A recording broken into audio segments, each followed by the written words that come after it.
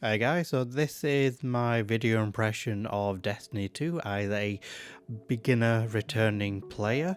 So I have been terribly on and off the game, especially during when I originally acquired the game, which was the Forsaken Legendary Pack. Was it Forsaken or the one after that? So I've had a massive motivational kick to play the game. I never thought it was a bad game, thought it played well. I did feel like some of the looting was a little off,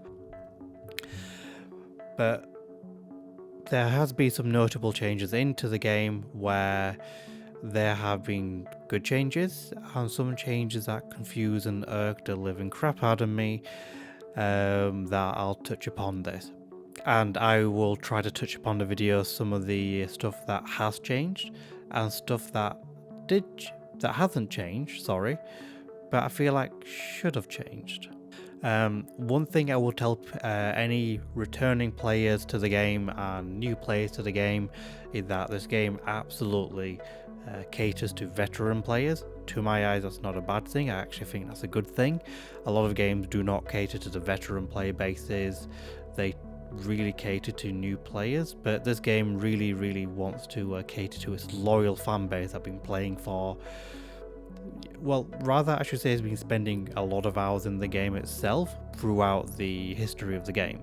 And one of the big ones, and this was a big one more to me and perhaps to others too, is Bungie has literally removed a crap ton of content from the game, and I mean loads. So if you log into the game now, there is so much content missing from there, the original expansions. Now, there's two ways to look at this.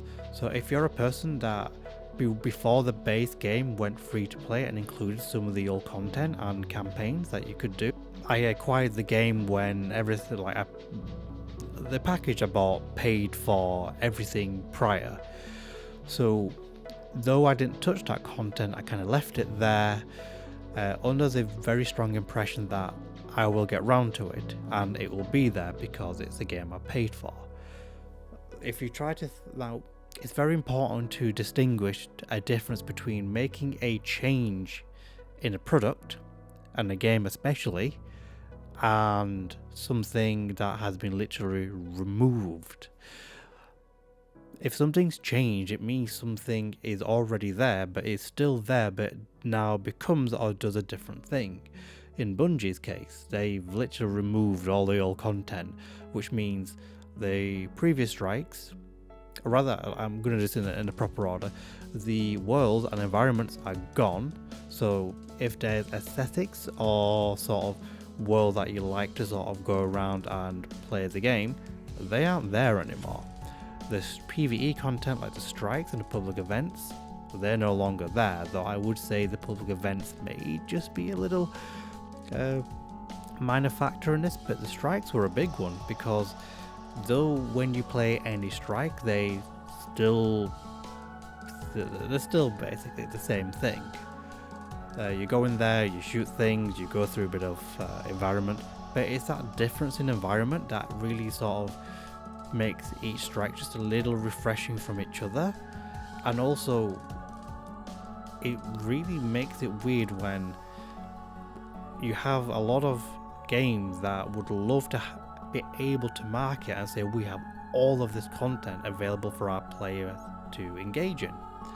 Bungie's like, we have all of this content to engage our player base to engage in, let's remove some of that. That makes no sense to me at all. I mean, the main story of the game constantly moves forward. It does feel like this change has been made somewhat recently, either this season, maybe past season, or perhaps it's the current expansion Beyond Light that's caused this massive reduction of content, as it were. What I do hope is going forward that the new expansions add to what we have now and Bungie don't remove what we have with a game that is basically an open lobby.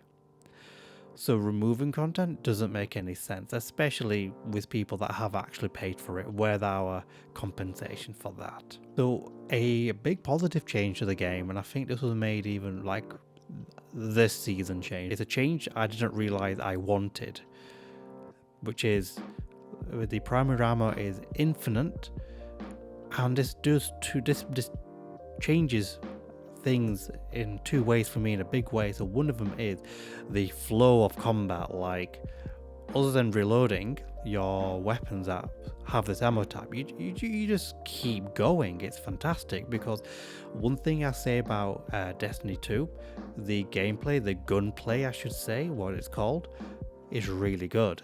Being able to double down, triple down on its strengths is exactly what games need to do. If you have a very strong point in the game, when it comes to its gameplay, would say Destiny 2 has nailed this aspect. So they knew they had good gameplay, let's just do more of it. Also, less ammo hunting. So this follows to my first point, where it's just a better flow. If you run out of ammo, you're not having to sort of run around looking for ammo or constantly keeping it topped up. They change the negative possible aspect to this change. Sense of danger has reduced, because you're not having to go out in the open as much. You still have to ammo loot special and heavy ammo, so you still have to do that, but you have to do it a lot less. So the sense of danger is gone. However, I do feel like the increased uptime of your gameplay and gunplay offsets the aspect of loot hunting and the sense of danger that actually brings, if there's any sense of danger in the strikes. One of the counter aspects of infinite primary ammo is it does feel like the monsters or combatants, they call it in this game, feels a little bit more spongy. At least that's how it feels. And I think some of the weapons that take advantage of the heavy and special ammo do feel like they've upped their damage a little bit, because it does feel like the ammo drops for those respective ammo types and those weapon types does feel like significantly less. Like, I've not played much of the PvP to really be able to give you an opinion to see how much of that has changed. I'm sure there's other channels that cover impressions of that and focus on their PvP a lot more. I'm still learning the game in a big way still. There's still things I'm learning now. Stuff that I could have done as I, did a bit of research, but I'm a type of person that just wants to learn as I go along. And I do feel like with the PvP, I want to learn the game. I want to know how to play the game before going into and playing PvP in a big way, because I feel like in a game like this, you're going to be at a disadvantage in that sense. So much you just haven't exploited, or your potential in your character progression that has been there all along. That hurts. The reward structure in the game has remained unchanged. Like, the loot drops from hitting things, killing things, dropping from loot chests. And I don't know when this particular change came in or what season it did. So lately, when you log into that new season, you tend to be thrown into an instance straight away, directly related to the story of that season or patch, as it were. So it forces you to be up to date. And I'm going to be quite honest, when it came to Mission Cocoon, which threw you in, like, when you do that quest, you'll get a cutscene, and in that cutscene, like, it was an interesting, like, the delivery of the dialogue was very good, but I'm like, because I haven't really played the game and its story, it meant very little to me. So I do think perhaps when you start the game, Bungie should give you an option. Would you like to do this quest to start with? And gives you a little breakdown that this is a follow-up quest that you did previously, or disengage from that, so it'll recommend what you should possibly look into, a prologue as it were. And if you're not bothered that much about the story but you care about character progression, continue on. If you want to know a little bit about the lore and how much this makes sense, and you want a bit of flow in the story, disengage, and we recommend you do this instead. That would have been so much better. And make a lot more sense, and perhaps make me care a little bit more about the story. Because at the moment, thrusting me in there and showing me that cutscene, it meant nothing to me.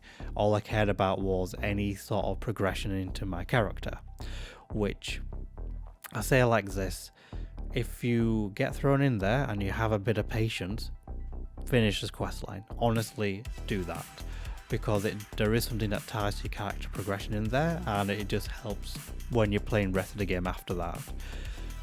For me, because I barely knew how to play, I didn't even know what my keybinds were. So I left that instance.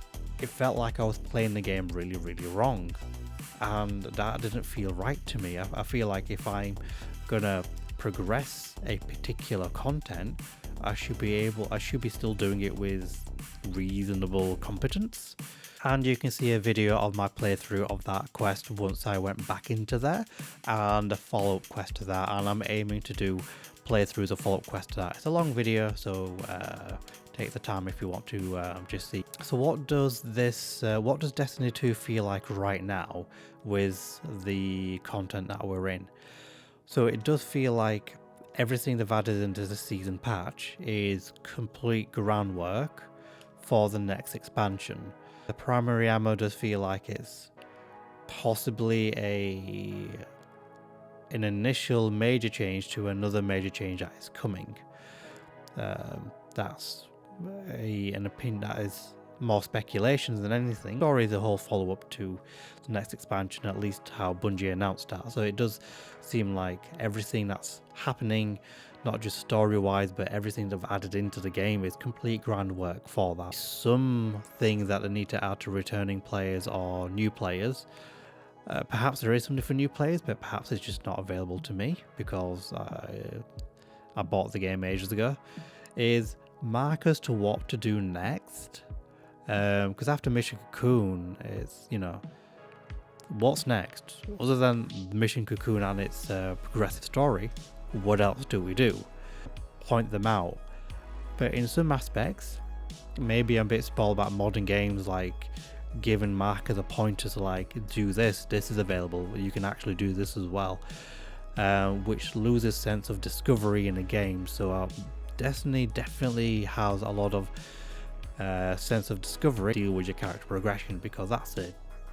Destiny 2 has a lot of character progressions and nuances that go into it, like there's loads. So I'm still learning that. I'm learning new things and options coming to me that I didn't realize. Feels a little embarrassing, but I want to learn to play the game and discover it as it goes along. I would like perhaps more engagement between players, because it does feel like, and it seems like Bungie encourages this. Granted, this is in a very old school way of doing it, is if you want to find other players to interact with, being part of clans, you have to seek it literally out of the game. There's no in-game functions to sort of interact with other players, other clans, because you can see you other players out in the world, and the only way you really sort of cooperatively engage with them is there's a public event. Join in. So it would be nicer if there was better in-game interaction to say like, oh, would you like to party? Let's go and do a strike. Let's do this lost sector. Let's farm several public events in this world, another world, and you can add people to your fire team, yes, but it's that initial interaction that feels missing from the likes of, in my experience, World of Warcraft and Final Fantasy XIV. So that's my impressions of Season of the Lost as a returning beginning player to Destiny 2, and hopefully it's provided some insights to people who are looking to play the game or have played the game from a long time ago, and just to see what a perspective of player like me sort of can bring to your screen. So cheers for watching, and hopefully you stick around for another video that I do. I tend to do videos on World of Warcraft, Final Fantasy XIV, and finally getting to Destiny 2 a lot more. So chat away, comment below, give this video a like. And if you like any of my content, please subscribe.